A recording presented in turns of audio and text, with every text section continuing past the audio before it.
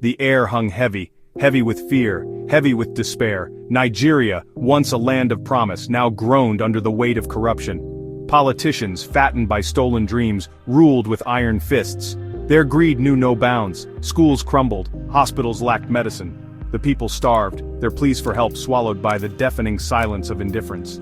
Every day was a struggle for survival. The future seemed bleak. Hope, like a fragile flame, flickered precariously in the wind. Then, a whisper. A whisper carried on the wind, rustling through the leaves, echoing in the hearts of the desperate. A savior was coming, sent from heaven, a man cloaked in light, his eyes blazing with righteous anger. He had heard the cries of the suffering, he had felt their pain. His name spread like wildfire. From the bustling streets of Lagos to the remote villages nestled in the hills, hope rekindled. The people waited, their hearts trembling with anticipation. The corrupt politicians, drunk on power, scoffed. They dismissed the rumors as mere superstition, the desperate pleas of a broken people. But fear, like a venomous serpent, coiled in their hearts. They would not relinquish their grip on power so easily. They summoned their soldiers, their police, their judges, all those who benefited from the rot that had infested the nation. Go, they commanded, silence this troublemaker, crush him before he can unite the people. Panic seized them as the Savior's power grew. His words, sharp as blades, cut through their web of lies. He exposed their treachery, their greed, their utter disregard for the suffering they inflicted. In desperation, they sought out a powerful witch doctor. Deep in the darkest heart of the jungle, they found him.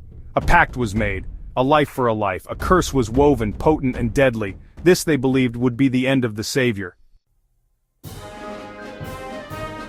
The witch doctor's magic was formidable. It crackled in the air, a tangible force of darkness. But the Savior walked on, untouched, unharmed, for he was no ordinary man. He was chosen by heaven. He was shielded by a power greater than any earthly magic.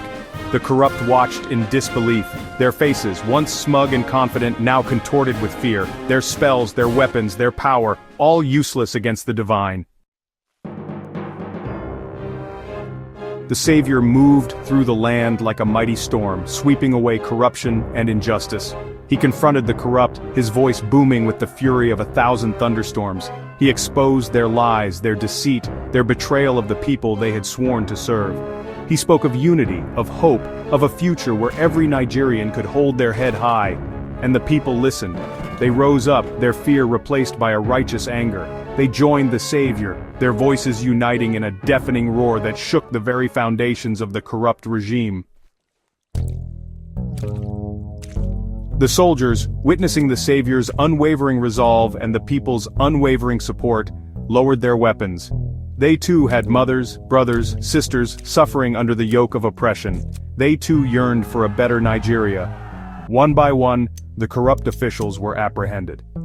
Stripped of their ill-gotten gains, they faced the consequences of their actions. Justice, long denied, finally prevailed. With the darkness vanquished, a new dawn broke over Nigeria. The air, once thick with fear, now vibrated with hope and possibility. Schools were rebuilt, hospitals were restocked. The people, empowered and united, worked together to rebuild their nation from the ashes of corruption. The Savior, his task complete, prepared to return to heaven. But his message, etched in the hearts of the people, would remain.